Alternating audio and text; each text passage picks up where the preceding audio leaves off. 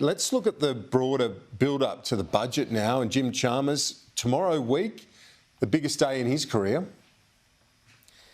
Yes, well, Jim Chalmers has been at pains the past few weeks to talk down the global economic situation as he seeks to justify a hard, grinding budget that he'll deliver in a week's time.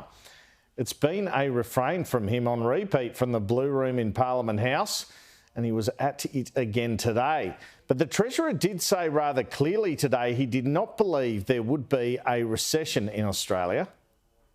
It's our expectation and obviously our hope that Australia will avoid recession. We've got a lot going for us in this country, but we won't be completely spared another global downturn. This is very similar to what he told me in June at a Sky News event in Sydney. What would have to occur for us to fall into recession? What are you trying to avoid as Treasurer? What are your fears in terms of a recession here? That's not on my list of fears for our domestic economy. A lot of commentators that many of you would read fear a recession in the US or the UK.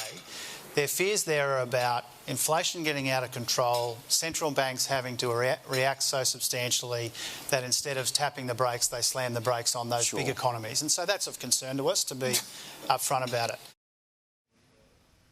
Well, the Treasurer could hardly forecast a recession because then his budget assumptions next week would be blown. Now, I mentioned on Sunday Agenda some absolutely key figures in the budget to keep a lookout for, and that's real GDP. Have a look at this from the latest Treasury document, the pre-election outlook in April. It had this drop in real GDP from 3 or 4% to 2.5% from 23-24 on. Will we see this or an even lower figure? That's the question. Any improvement? And you've got a better budget situation, Kieran.